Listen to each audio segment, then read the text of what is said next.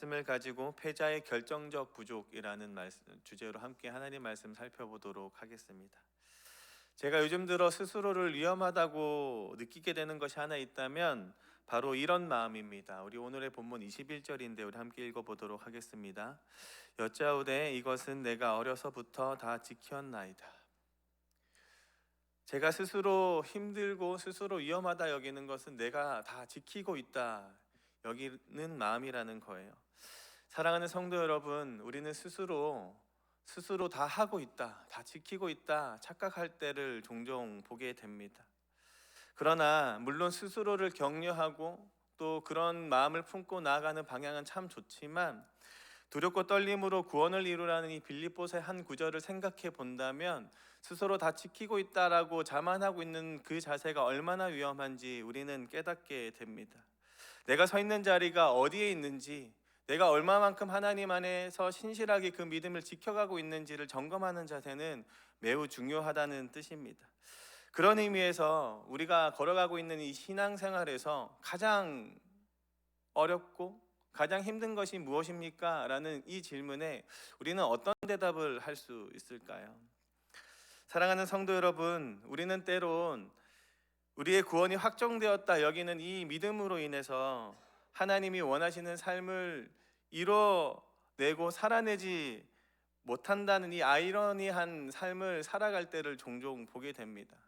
나는 믿고 있으니, 나는 충분히 구원을 받았으니 오늘의 삶이 충분하다 여길 때를 참 많이 보지만 이 믿음으로 구원을 얻는다는 이 진실성 안에서 믿음으로 인하여 살아가는 이 삶을 놓쳐버릴 때가 있다는 것이죠. 믿음뿐이라는 것이 참으로 성경적이지만 믿음의 삶을 살아내는 그 이력이 믿음만으로 충분히 하지 않다라는 이 아이러니한 삶이 얼마나 왜곡되고 또 모순적인지를 또 보게 됩니다.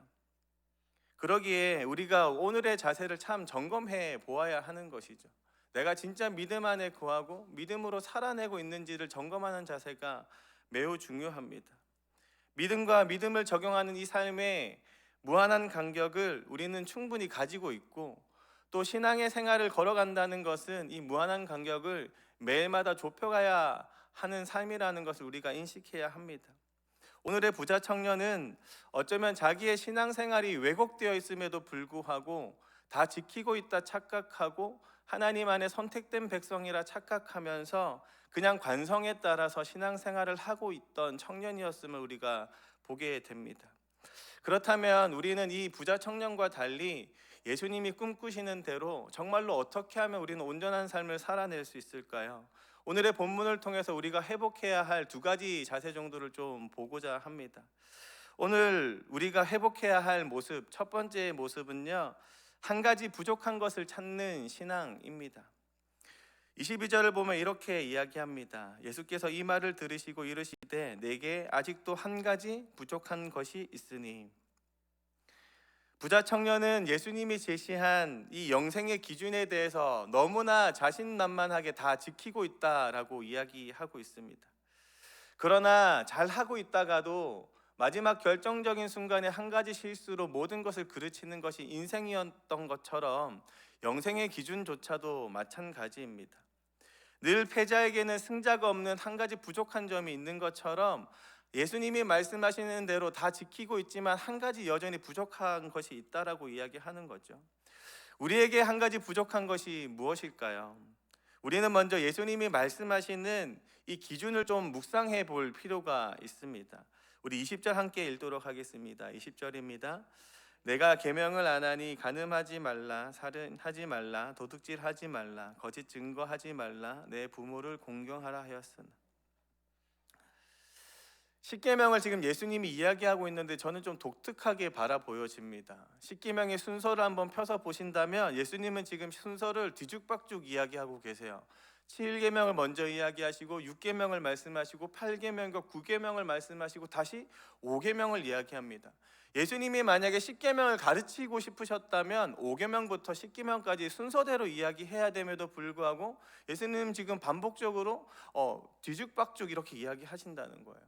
제가 해석하기로는요, 이 7계명부터 5계명까지 주어진 이 계명의 순서를 유심히 살펴보면 일반적인 죄가 아닌 죄로부터 일반적인 죄로 이렇게 흘러가는 것을 보게 됩니다. 이 말이 뭐냐면 살인이나 간음이나 살인 같은 경우에는 사람이 일반적으로 잘 짓지 않는 죄라는 거야. 그 말은 뭐냐면 우리가 이겨낼 수 있는 죄라는 겁니다.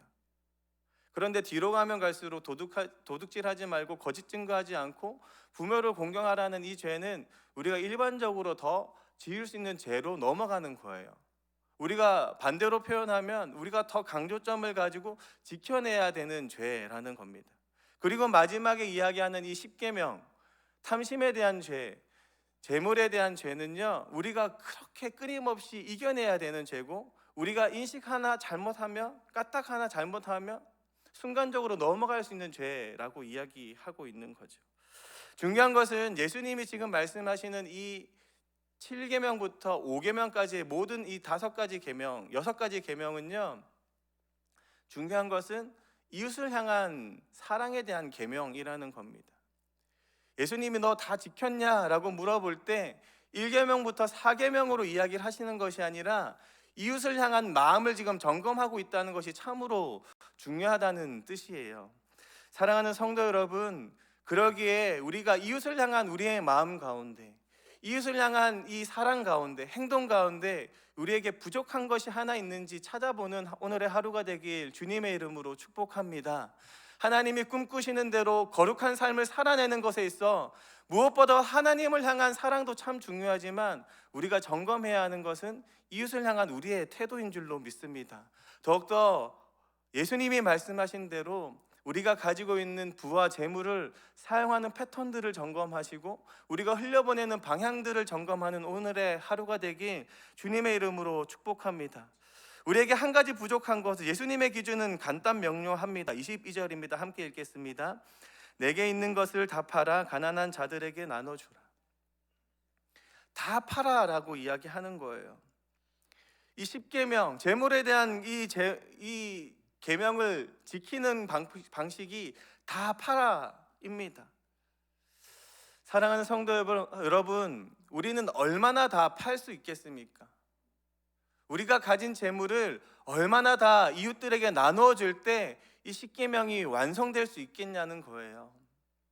오늘의 본문은요, 도덕적으로 접근할 수 있는 본문이 아닙니다. 오히려 복음 앞에 서 있는 우리의 마음을 점검해야 되는 본문이에요.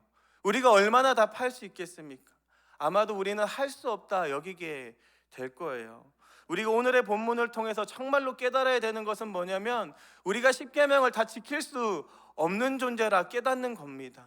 사랑하는 성도 여러분, 오늘 하루 이웃을 향한 마음들을 점검하시고 내가 할 수 없다 여길 수 있는 하루가 되길 주님의 이름으로 축복합니다. 내가 할 수 없는 한 가지 부족한 것을 찾고 그곳에 예수님을 향한 믿음을 세워갈 줄 아는 저와 여러분 되길 예수님의 이름으로 축복합니다.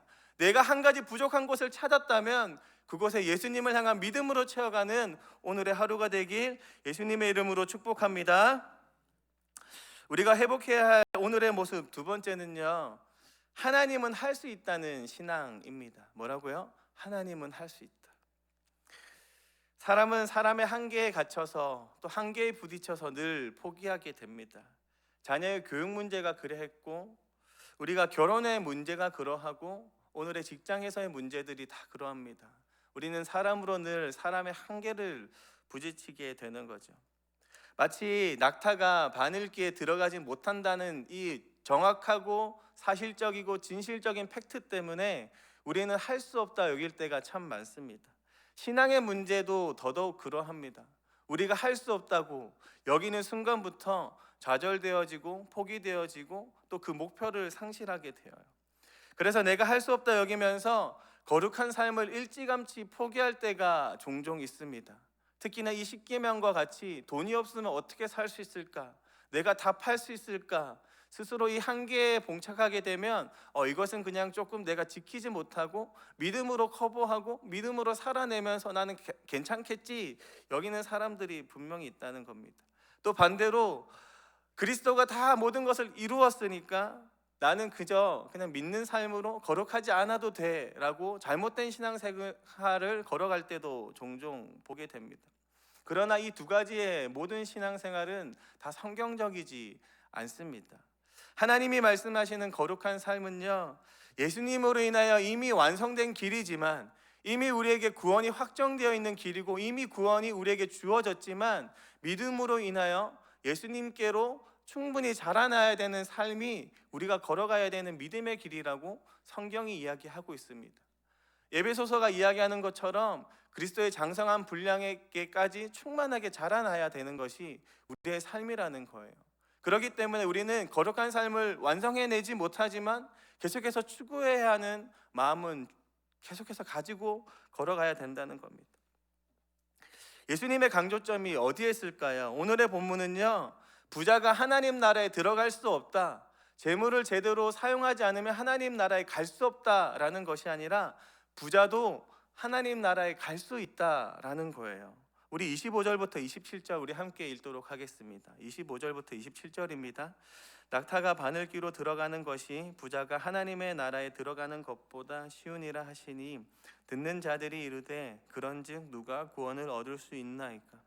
이르시되 무릇 사람이 할 수 없는 것을 뭐라고요? 하나님은 할 수 있느니라. 오늘의 예수님이 이야기하고 싶은 것은 뭐냐면, 사람은 그래 할 수 없다, 너 재물을 제대로 운영할 수 없다, 너가 십계명 다 지킬 수 없다, 그렇지만 하나님이 하실 수 있다, 이것을 지금 이야기하고 싶은 겁니다. 이 마음을 회복할 줄 아는 저와 여러분 되길 예수님의 이름으로 축복합니다. 우리가 날마다 신앙생활을 걸어가면서 부딪히는 그 한계가 똑같을 거예요. 매번 같은 지점에서 넘어질 겁니다. 그럴 때마다 포기하는 것이 아니라, 할 수 없다 여기는 것이 아니라, 오늘의 예수님이 이야기하신 것처럼 나는 할 수 없지만 하나님께서 완성하실 수 있습니다, 이 고백을 할 줄 아는 저와 여러분 되길 예수님의 이름으로 축복합니다. 재물에 대한 이 10계명은요 너무나 중요합니다. 왜냐하면 1계명부터 10계명의 모든 것을 바라보았을 때 나 외에는 다른 신을 섬기지 말라라고 했던 이 계명과 동일한 원리가 바로 이 10계명이기 때문입니다. 삶을 살아갈 때 누구를 의지하고 살아가냐를 완전히 점검할 수 있는 본문이 이 10계명의 본문입니다. 나 외에 다른 신을 두는 것처럼 재물과 이 땅을 살아가는 것에 의지하는 것이 돈이라는 것을 우리가 인식할 수 있다면, 내가 재물을 향한 마음을 내려놓고 하나님을 더욱더 의지해야 되는 거구나, 이 십계명을 통해서 깨닫는 저와 여러분 되기 예수님의 이름으로 축복합니다. 더 나아가 이 재물을 향한 마음이 우리가 스스로 세워갈 수 없을지라도 하나님께서 나에게 거룩한 마음을 날마다 부어주시고, 그리고 그 마음을 통해서 이제는 재물을 향한 내 마음이 더욱더 변화되어지고 거룩해질 수 있다 여기며 오늘 하루를 걸어가는 저와 여러분 되길 예수님의 이름으로 축복합니다. 하나님은 하실 수 있습니다. 우리가 모든 십계명을 지킬 수 없다 여기는 모든 지점마다 하나님은 지금도 성령 하나님으로 마음을 불어넣어 주시고 완성시켜 가실 줄로 믿습니다. 그러기에 오늘의 자리가 너무나 중요합니다. 새벽에 나와서 누구보다도 그 거룩한 삶을 꿈꾸는 저와 여러분 되길 소망합니다. 더 나아가 우리와 우리의 사랑하는 가족들이 지금 당장 재물을 향한 마음이 빼앗겨 있고 세상의 마음이 놓여 있고 하나님을 향한 마음을 잃어버렸을지라도 오늘의 본문이 이야기하는 것처럼 그 마음은 하나님이 변화시켜 주실 줄로 믿습니다. 우리가 그 마음 바꿀 수 없을지라도 하나님은 하실 수 있는 분인 줄로 믿습니다. 그 믿음으로 걸어갈 줄 아는 저와 여러분 되기 예수님의 이름으로 축복합니다. 그러나 오늘의 본문에서 우리가 정말로 놓치지 않아야 되는 한 가지가 있습니다. 29절부터 30절에 기록되어 있는 말씀인데 우리 한번 읽어보겠습니다. 29절부터 30절 말씀입니다. 이르시되 내가 진실로 너에게 이르노니 하나님의 나라를 위하여 집이나 아내나 형제나 부모나 자녀를 버린 자는 현세에 여러 배를 받고 내세에 영생을 받지 못할 자가 없느니라 하시니라. 하나님께서 낙타가 바늘귀에 들어가는 것은 매우 기적적인 일이라고 하지만 하나님께서 그 마음을 바꿔주시면 어떻게 된다고요? 이제는 하나님을 따라 살 수 있는 존재가 된다는 겁니다. 이미 우리가 그런 존재라는 거예요. 이 시대가 찾는 삶이 무엇입니까? 내 주장과 내 것을 위해서, 내 이기적인 마음을 위해서 살아가는 삶이 아니라 하나님이 꿈꾸시는 대로 배려하고 사랑하는 삶이고, 주일에 한청호 목사님께서 말씀하신 대로 위의 것을 찾은 사람은 땅의 것을 찾는 사람이 아닙니다. 위의 것을 사모하는 사람은 이 땅의 삶을 사모하는 것이 아니에요. 그렇기 때문에 거룩한 삶을 오늘도 살아낼 수밖에 없게 되는 겁니다. 사랑하는 성도 여러분, 우리가 마지막 때를 분명히 맞이하게 됩니다. 이 마지막 때에는 승자와 패자가 분명히 갈리게 되어요. 그리고 그 기준에는 명확하게 성경이 믿음이라고 이야기하지만, 더 중요한 것은 그 믿음을 가지고 살아낸 그 이력이 무엇인지로 믿음이 판가름 나게 됩니다. 그저 믿는다고 입으로 시인하는 것이 구원의 길이 아니라, 믿음을 하나님께로 받은 자가 거룩한 삶을 성령 안에서 살아낸 그 이력들로 믿음이 점검되어 진다는 겁니다.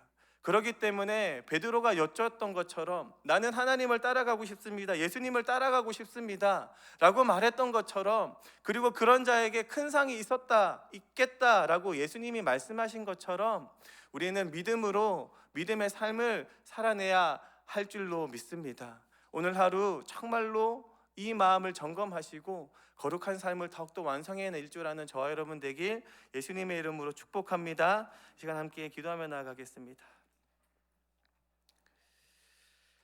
오늘 하루도 새벽